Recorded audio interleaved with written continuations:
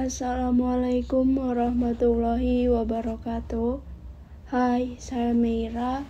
Di sini saya akan melanjutkan membacakan buku I Want to Die but I Want to Eat Tteokbokki bagian 2 karya Baek Sahib. Kali ini saya akan melanjutkan membacakan Minggu 26, yaitu apapun yang terjadi, hidup akan terus berjalan. Bagian ini merupakan bagian terakhir dari buku ini. Bukannya aku tidak memikirkan apapun, aku hanya tidak memikirkan hal yang bermanfaat. Hari berlalu tanpa makna dan pencerahan. Tidak ada peristiwa ataupun gangguan emosi yang kuat. Beberapa hari aku bosan dan kadang aku merasa nyaman. Aku sering berpikir, bagaimana jadinya kalau hidupku terus begini? Kalau aku menjadi tua dan terus mengulangi keseharian yang sama, mungkin pikiranku akan buntu dan terhenti. Lalu di sekelilingnya akan muncul tembok raksasa. Kalau sudah begitu, aku hanya akan berkomunikasi dengan orang yang masih mendampingiku. Dan meski masih bisa berpapasan, aku pasti akan tersisihkan dari berbagai macam orang yang tak terhitung jumlahnya di dunia yang luas ini. Aku yang berpikir kehidupan semacam itu tidak baik, sadar bahwa meski aku berpikir demikian, aku tidak punya rencana, rasa ingin tahu, dan motivasi untuk melakukan sesuatu. Aku adalah orang yang tidak punya keinginan untuk melakukan sesuatu. Manusia yang kelahirannya membosankan dan tidak menyenangkan. Memasuki sebuah ruang baru bisa menjadi tantangan besar. Menghadapi seseorang mungkin bisa menjadi lebih sulit dibandingkan sekarang. Aku memikirkan bagaimana aku ingin menjalani hidupku dan ingin menjadi orang yang bagaimana, serta mencoba memperhitungkan sedang berada pada kondisi apa diriku sekarang. Jarak yang harus kutempuh cukup jauh, sementara motivasiku nol. Aku minum obat dan menerima perawatan sembari menduga-duga apa rasa keingintahuanku bisa bangkit. Aku, selamat pagi dok, psikiater. Selamat pagi, Anda membuat tato. Aku, ya di 3 tempat. Terlihat manis kan? Psikiater, ya manis sekali. Apa membuat tato lumayan sakit? Aku, hampir tidak sakit sama sekali. Saat membuat tato di 2 tempat pertama, terakhir kali saya membuat tato Juding, anjingku, di tengah-tengah lengan bawah. Kali ini saya tambahkan tato Suji dan Bugi di lengan bagian dalam. Permukaan yang ditato cukup luas, jadi terasa sakit. Setiap bagian rasa sakitnya berbeda. Tangan saya sampai gemetaran. Psikiater, apa Anda tidak menyesal? Aku, tidak, saya puas dengan hasil tato kali ini. Psikiater, melihat pergelangan tanganku. Wah, ini hanger. Aku, ya, kata sekaligus judul buku yang saya sukai. Tatonya sesuai dengan jenis huruf pada sampul buku itu. Psikiater, cantik sekali. Nah, bagaimana sehari-hari Anda? Aku, minggu ini saya baru berolahraga 2 kali saja. Akan tetapi tidak apa, karena hari ini saya berencana untuk pergi memenuhi janji berolahraga kurang lebih 3 kali seminggu. Minggu ini saya makan cukup banyak, dan kemarin saya pergi ke gym untuk mengukur InBody. Otot saya sudah hilang, tapi untungnya lemak saya tidak bertambah. Rencana saya minggu ini pun relatif berjalan baik. Saya menyelesaikan kolom tepat waktu dan sedang mempersiapkan buku kedua. Psikiater, wah, minggu ini Anda sudah melakukan banyak hal. Aku, ya, saya sibuk. Pokoknya minggu ini saya sudah pergi ke suatu tempat dan melakukan sesuatu, termasuk pergi membuat tato. Lalu saat akan makan sesuatu, saya tidak berpesta di rumah, tapi pergi ke Seoul untuk makan makanan enak. Saya sangat suka gonchi. Gnocchi adalah jenis pasta yang terbuat dari kentang. Biasanya diolah dengan saus krim dan kacang polong. Meski harganya cukup mahal, Saya senang dan tidak menyesal karena saya sudah pergi ke rumah makan yang terkenal dengan gnocchi, lalu makan makanan yang diolah dengan baik dan enak.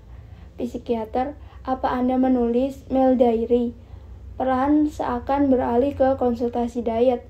Aku, ya, menulis sedikit. Minggu ini saya banyak makan.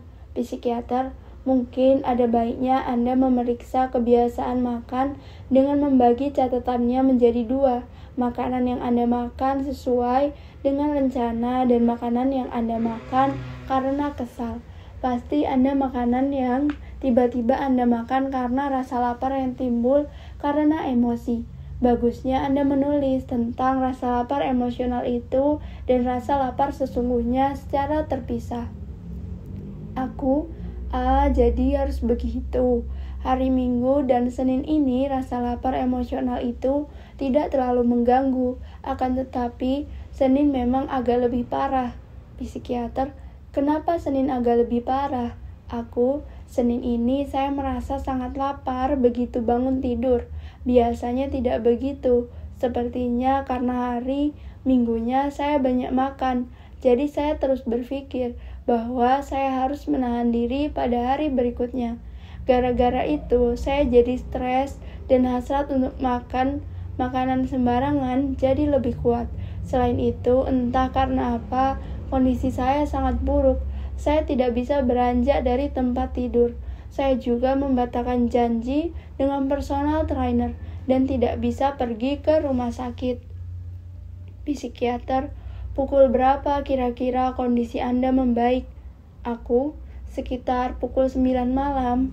Psikiater, wah cukup lama ya. Anda pasti tetap terpikir, aku harus keluar, harus berolahraga, mengajak anjing jalan-jalan, meski sudah membatalkan semua rencana. Apa pada saat itu Anda merasa malas untuk melakukannya? Aku, Dok, Anda menyarankan saya untuk berpikir, pergi saja dulu, tetapi yang terpikirkan oleh saya, aku tidak bisa pergi, walau begitu minggu ini saya sibuk. Saya terus menggerakkan badan, sampai-sampai saya tidak punya waktu untuk membaca buku. Psikiater, sampai tidak ada waktu untuk membaca, itu kabar bagus. Aku, sekarang saya sedang menyelesaikan transkrip rekaman buku kedua. Saya ingin menunjukkan kepada Anda setelah selesai, tapi jumlahnya cukup banyak. Psikiater, apa Anda tidak menderita saat mendengar dan merapikan hasil rekaman tersebut? Misalnya, seakan Anda mengalami kembali perasaan yang Anda rasakan saat itu. Aku, saya tidak merasa begitu. Saya merasa seperti mendengar cerita orang lain. Saat menulis buku pertama, hati saya sakit. Saat menyalin isi rekaman konsultasi menjadi tulisan, sebab saya mendengar bagaimana saya mengasihani diri sendiri. Air mata pun berlinang. Tapi saat mendengar rekaman untuk buku kedua, yang terpikir oleh saya adalah, aku menjalani hidup yang melelahkan. Aku sudah sangat lelah. Bagus rasanya bisa berpikir untuk sedikit menjauh dari perasaan itu. Akan tetapi saya juga berpikir seperti ini, bahwa saya lebih ingin benar-benar mengakhiri buku kedua dibandingkan membuat ceritanya menggantung tanpa rencana akan dilanjutkan atau tidak, seperti pada buku pertama. Sebenarnya, bahkan jika cerita dalam buku saya sudah berakhir, bukan berarti saya sekarang sudah sembuh kan? Pada kenyataannya juga saya memang belum sembuh. Psikiater, tentu saja begitu. Aku, makanya saya mencoba memikirkan apa saja yang sudah menjadi lebih baik. Saya yang sudah sering mengatasi depresi, waktu yang saya habiskan untuk berbaring di tempat tidur hampir tidak ada, serta pemikiran yang dulunya, hari ini hidupku cukup bagus, sekarang sudah berubah menjadi, hari ini cukup melelahkan. Selain itu, saya sudah banyak bergerak. Lalu kalau dulu saya tidak bisa tidur nyenyak, sekarang saya bisa tidur begitu mengantuk, dan saya sudah berhenti tenggelam dalam pikiran saat khawatir. Sulit, tetapi sepertinya itu bisa saja sebuah cara untuk melindungi diri saya sendiri. Selain itu, pemikiran saya menjadi lebih fleksibel. Saya sedang berusaha memperbaiki kebiasaan, menilai keseluruhan dari satu sisi, dan menggeneralisasikan sesuatu, dan saya merasakan perubahannya. Pemikiran untuk bunuh diri pun berkurang drastis, dan kebiasaan minum-minum juga berkurang. Akan tetapi gelombang emosi dan sensitivitas saya masih tetap sama. Psikiater, itu bagus. Aku sekarang sudah tidak ada yang bisa saya konsultasikan lagi dengan dokter. Saya sudah terus mengonsumsi obat-obatan sembari menjalani perawatan, kemudian mengurangi konsumsi obat saat kondisi saya membaik. Jadi saya pikir mungkin saya sudah bisa mengatur emosi dengan baik sehingga sekarang saya tidak perlu lagi datang ke rumah sakit. Ketahanan emosi saya juga jauh lebih baik. Saya sudah tidak terlalu mudah terpengaruh. Bagaimanapun hidup akan terus berjalan seperti ini. Setelah berpikir, aku tidak berubah secara dramatis, aku berubah secara perlahan.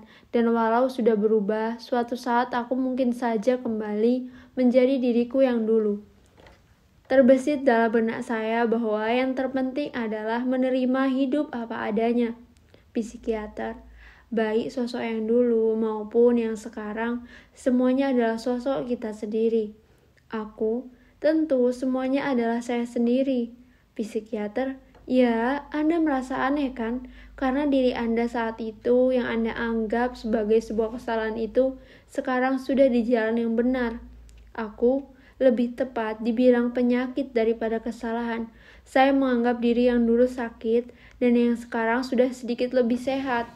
Psikiater, mungkin bisa kita umpamakan seperti ini. Misalnya orang bertato, ada orang yang merasa sakit meski hanya membuat satu tato, tetapi ada juga yang tidak merasa sakit sama sekali meski membuat banyak tato di berbagai bagian tubuhnya. Seperti yang Anda katakan, mungkin karena perbedaan tempat tato. Lalu, anggap saja luka yang Anda derita dulu disebabkan oleh pukulan. Dulu Anda merasa sakit, dipukul oleh seseorang. Makanya Anda berpikir, seluruh tubuhku terasa sakit. Ternyata aku ini lemah, tapi mungkin saja Anda tidak akan merasa sakit jika orang itu memukul Anda di bagian tubuh yang lain. Jadi, maksud saya, mungkin saja dulu Anda merasa tersakiti karena orang-orang menyerang sisi lemah Anda tanpa Anda sadari. Maksud dokter, sebenarnya saya sejak dulu sudah memiliki sisi lain yang lebih kuat, tapi yang diserang adalah sisi lemah saya. Jadi saya tidak menyadari itu. Psikiater, bisa saja hanya dengan mengetahui kebenaran di bagian ini saya merasa sakit, tapi ternyata ada bagian lain yang masih sehat saja sudah bermakna besar.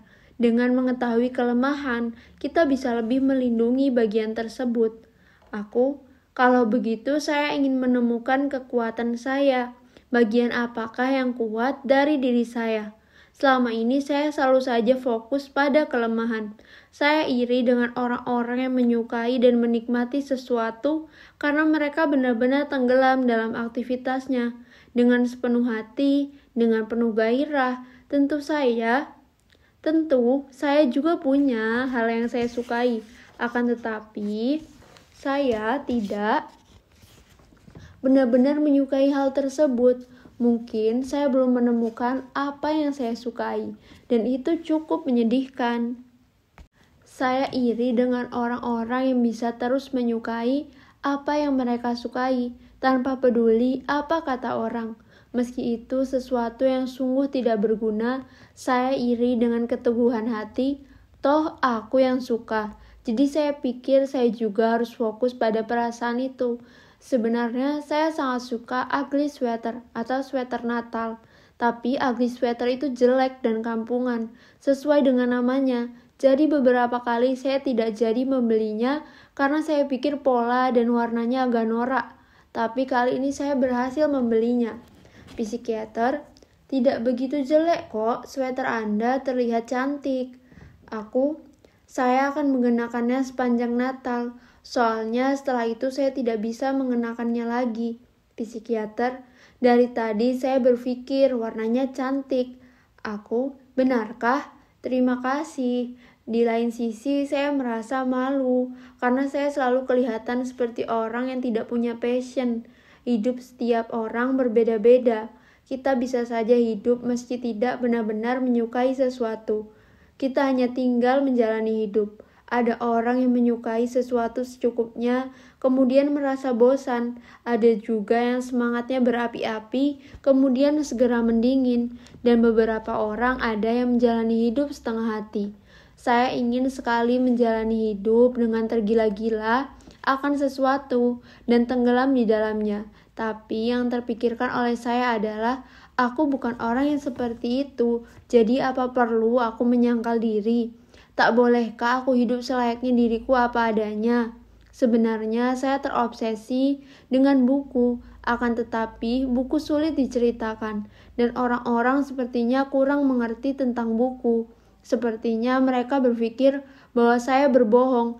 Kalau ada yang bertanya hobimu apa, dan saya menjawab membaca buku, kadang ada yang merespon dengan ledekan. Oh, di sini kan bukan tempat wawancara. Psikiater, tentu saja. Terakhir, saya tidak ingin merendahkan diri sendiri. Jadi, apa berhenti mengatakan kata-kata yang merendahkan diri sendiri bisa membantu? Psikiater, bisa. Orang lain cenderung menghubungkan diri kita dengan apa yang kita katakan mengenai diri sendiri. Kata-kata itu meresap dalam diri kita. Misalnya saat berkata, ini benar-benar yang terburuk. Daripada menggunakan kata yang terburuk, lebih baik menggunakan kata yang lebih spesifik. Meski tidak sampai mengikuti tata bahasa, lebih baik jika dibuat lebih positif. Gunakan kata-kata seperti cukup bagus, ini tidaklah buruk, dan berbagai kata sifat lainnya. Dengan begitu, kita bisa sedikit menjaga perasaan kita. Kita jadi bisa memakluminya. Aku, apakah kehampaan, kesepian itu tidak terhindarkan? Apa dokter pernah merasakannya? Psikiater, kalau kesepian tentu saja pernah. Aku, lalu apakah berbeda? Seberapa lama dan singkatnya Anda merasa kesepian? Psikiater, kesepian adalah hal yang pasti kita rasakan. Kita bertemu dengan seseorang dan menjalin hubungan karena kita merasakan kesepian atau kehampaan. Kita bisa mengurangi kesepian dengan melakukan sesuatu secara teratur. Sehi sepertinya berpikir, lagi-lagi begini, setiap hari selalu begini. Aku hanya orang yang kesepian. Karena kehampaan dan kesepian sudah terlalu sering Anda rasakan sehari-hari. Tetapi itu adalah perasaan yang dirasakan oleh siapapun, dan itu kita perlukan untuk menjalin hubungan dengan orang lain. Kita harus merasakan kehampaan dan kesepian untuk bisa menjalin hubungan dengan seseorang. Wah, itu kata-kata yang bagus. Jadi kita tidak perlu menjalin hubungan jika saat sendiri pun kita merasa penuh, karena kita tidak harus bertemu siapapun. Psikiater, siapapun pasti memiliki perasaan tersebut, dan itu wajar. Mungkin Anda berpikir bahwa kesepian itu hal yang buruk karena Anda mencampurkan perasaan negatif di dalamnya. Bukan begitu. Terkadang saya juga menikmati rasa kesepian yang menusuk itu. Saya menerimanya dengan tenang, tetapi akan melelahkan jika perasaan itu berlangsung sampai lebih dari setengah hari. Psikiater, tentu itu menjadi pekerjaan rumah Anda untuk menemukan cara agar kehampaan dan kesepian tidak berlangsung sampai lebih dari setengah hari. Saya tidak harus memenuhi hati saya, tapi saya harus mencoba mempertimbangkan bagaimana saya harus mengisi hati ini saat ingin memenuhinya. Saya akan mencoba memikirkannya. Layaknya hidup merangkul bekas luka. Antidepresan lebih berguna untuk mengatasi depresi yang berlangsung lama dan dalam dibandingkan untuk mengatasi kondisi depresi yang biasa. Berkat obat itu, kemarahan maupun kegembiraan jadi terasa begitu singkat. Akhir-akhir ini aku tidak merasakan amarah yang menyesakkan dada. maupun kegembiraan yang penuh sukacita. Akan tetapi berkurangnya depresi tidak berarti mengubah kecenderungan negatif. Tidak juga berarti aku bahagia. Tapi kalau aku mengatakan sejak awal aku sudah bahagia, tentu itu akan terdengar kontradiktif. Kebosanan, ketidakberdayaan, kekosongan, dan rasa sepi dalam hati terlintas di sela-sela keseharianku. Psikiaterku berkata bahwa kekosongan itu adalah hal yang alami, dan sekarang aku baru mengerti apa maksudnya. Kalau kita ibaratkan kekosongan sebagai sebuah lubang, aku ingin mengisi lubang itu sepenuhnya, memenuhinya dengan hal yang berasal dari diriku sendiri maupun dari orang lain. Kini aku sudah tahu ada perasaan-perasaan yang tidak dapat dipenuhi oleh siapapun. Perasaan-perasaan alami yang dimiliki setiap orang yang tidak harus dipenuhi dan memang tidak dapat dipenuhi. Oleh karena itu, kita hanya bisa menerima semua perasaan itu, layaknya hidup dengan merangkul bekas luka. Lalu, bisakah kini aku lebih menghargai kehangatan yang diberikan oleh orang lain? Bisakah aku berpikir bahwa dunia ini indah dan menikmatinya? Bahkan sekarang meski saat-saat semacam itu seringkali terjadi, bisakah aku menikmati bagianku lebih banyak, layaknya orang-orang yang periang, menarik hati, dan energik. Meskipun begitu, aku benci hidup membabi buta tanpa tahu apa yang ingin kulakukan, seperti sekarang dengan kondisi yang tanpa depresi tetapi tidak juga bahagia.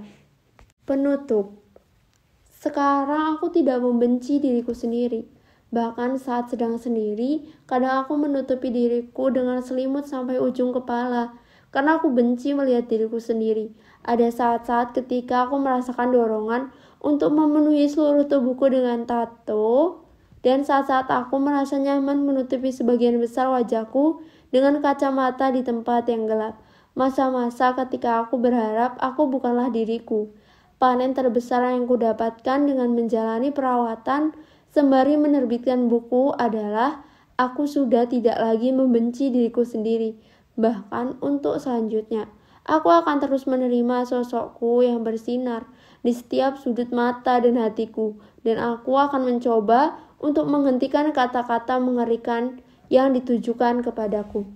Sampai di sini aku percaya bahwa kisahku mungkin membosankan bagi beberapa orang, tetapi bagi beberapa yang lain pun itu, saya sangat berterima kasih kepada orang yang membaca kisah ini sampai akhir, meski hanya dengan satu alasan bahwa kisah kegelapan dalam diri seseorang yang bukan apa-apa ini mirip dengan kisahnya. Juga kepada mereka yang mau mendengarkan keluhan, kepada dokter yang sudah membantu saya menjadi lebih baik, serta kepada orang-orang terkasih. Aku harap kalian yang mengalami gangguan mental mengunjungi rumah sakit dengan wajar, layaknya bernapas dan tidak mengambil resiko apapun. Aku juga berharap agar suatu saat nanti luka di hati akan segera pulih. Audiobook kali ini merupakan bagian terakhir dari buku ini. Terima kasih telah mendengarkan. Semoga kita semua bisa mendapat banyak manfaat dari buku ini. Dan semoga kita semua selalu sehat, baik sehat fisiknya maupun sehat mentalnya. Jika saat mendengar ini berada dalam keadaan yang kurang sehat secara fisik maupun tidak sehat secara mental, semoga akan segera diberi kesembuhan. Oke, semangat semuanya. Semoga bertemu di audiobook selanjutnya. Saya Meira, terima kasih. Wassalamualaikum warahmatullahi wabarakatuh.